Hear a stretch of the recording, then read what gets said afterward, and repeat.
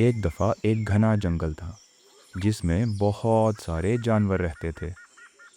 इसी जंगल में एक छोटा सा वाइट कलर का खरगोश भी रहता था जिसका नाम चीकू था। चीकू बहुत स्मार्ट था। उसका दिमाग हर वक्त चलता रहता था और वो कुछ ना कुछ नया जानने और समझने की कोशिश में लगा रहता था। एक रात जब हर तरफ अंधेरा था और सब जानवर सो चुके थे, चीकू अपने घर के बाहर बैठा था। चीकू बैठा बहुत गौर से आसमान पर चमकते हुए चांद और सितारों को देख रहा था। अचानक चीकू को जंगल में एक बहुत तेज रोशनी नजर आई। ये रोशनी चांद से भी ज्यादा चमकदार थी। चीकू फौरन से छलांग लगा के खड़ा हो गया और हैरान होकर रोशनी की तरफ देखने लगा।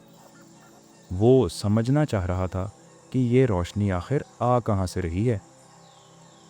चीकू ने देखा कि ये रोशनी घने दरख्तों के पीछे कहीं दूर से आ रही है। ये देख के चीकू और बेचैन हो गया। उसे समझ नहीं आ रही थी कि वो क्या करे। वो करीब जाके देखना चाहता था कि वो क्या चीज़ है जिसकी रोशनी चांद से भी ज़्यादा है।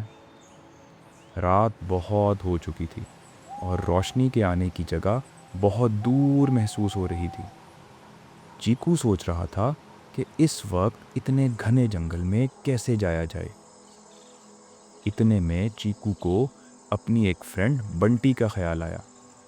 बंटी एक लोमड़ी थी और चीकू की बहुत अच्छी दोस्त थी। बंटी बहुत समझदार भी थी। उसे जंगल के सब रास्तों के बारे में अच्छी तरह से पता था। बंटी का ख्याल आते ही चीकू फौरन उसके घर की तरफ भागा और जाके उसे सोई हुई को जगाया। बंटी बंटी उठो उठो। बंटी गहरी नींद से उठी और बोली, चीकू क्या हो गया है? इतनी रात को क्यों शोर डाल रहे हो? चीकू बोला, बंटी मेरे साथ आओ। मुझे जंगल में एक बहुत ही अजीब चीज़ नज़र आई है। बंटी बोली, चीकू इतनी रात को जंगल में क्या नया हो सकता है? आराम से सो जाओ और मुझे भी सोने दो। ये कह के बंटी ने फिर से आंखें बंद कर लीं। अब चीकू ने बंटी को जोर से हिलाया और बोला, बंटी उठो, एक दफ़ा मेरी बात तो सुनो। मैंने जंगल में एक बहुत चमकदार रोशनी देखी है जो मुझे पहले कभी नज़र नहीं आई। ये रोशनी कहीं दूर से आ रही है। आओ हम चल के देखते हैं कि ये रोशनी किस चीज़ की है और कहाँ से आ रही है।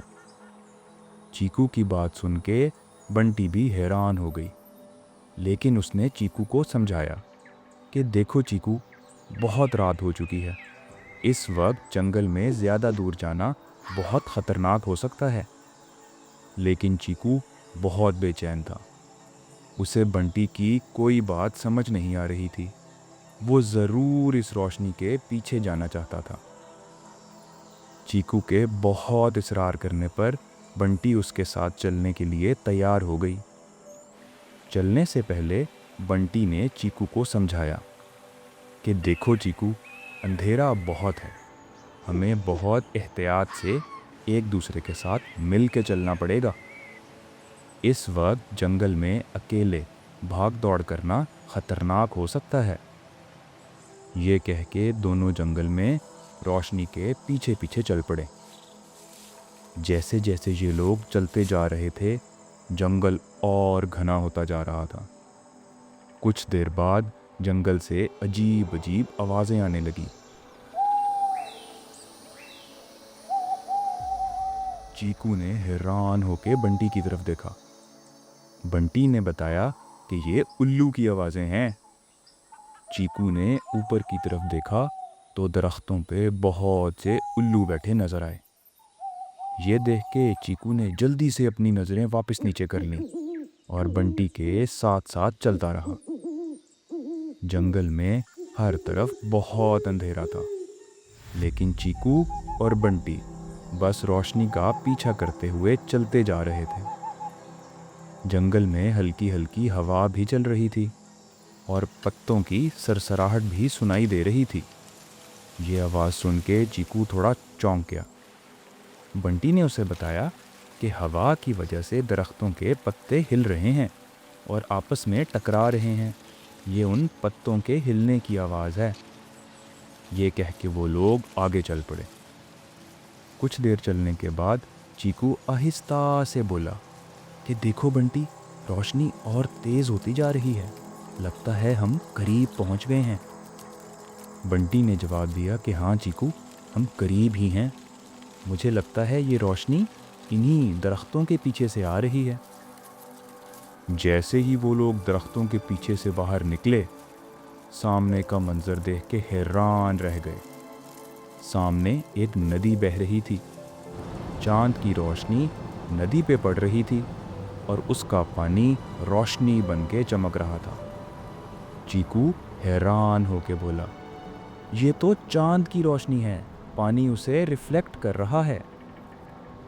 जैसे जैसे पानी की लहरें ऊपर नीचे उछलती थीं, वो चांद की रोशनी को जंगल में हर तरफ रिफ्लेक्ट करती जा रही थी। चीकू और बंटी के लिए ये एक बिल्कुल नया एक्सपीरियंस था। उन्होंने पहले कभी ऐसा कुछ नहीं देखा था। वो बहुत हैरान भी थे और बहुत एक्साइटेड भी। इतने में उन्होंने देखा कि पानी में से एक बड़ी सी मछली ने अपना सर बाहर निकाला और बोली, आओ बच्चों, तुम्हें देख के मुझे बहुत खुशी हुई। चीकू और बंटी मछली की बात सुन के बहुत हैरान हुए। उन्होंने मछली से पूछा कि क्या आप हमें जानती हैं? मछली बोली, मैं तुम लोगों को जानती तो नहीं हूँ, लेकिन एक बात मुझे पता है कि तुम लोग बहुत समझदार और बहादुर हो। मुझे तुम लोगों की बहादुरी बहुत पसंद आई। बहुत कम जानवर हैं जो इतनी रात को जंगल से निकल के कुछ नया ढूंढने की कोशिश करते हैं। चीकू ने मछली को बताया कि हम ये रोशनी देख के बहुत हैरान थे और पता लगाना चाहते थे कि ये किस चीज़ की रोशनी है और कहाँ से आ रही है। मछली बोली कि तुम लोगों का ये सवाल बहुत अच्छा था। ऐसे ही नए नए सवाल करने और उनका जवाब ढूंढने से हम बहुत कुछ नया सीखते हैं। जैसे आज तुम लोगों को एक बिल्कुल नई चीज़ देखने को मिली जो बहुत कम जानवर देख पाते हैं।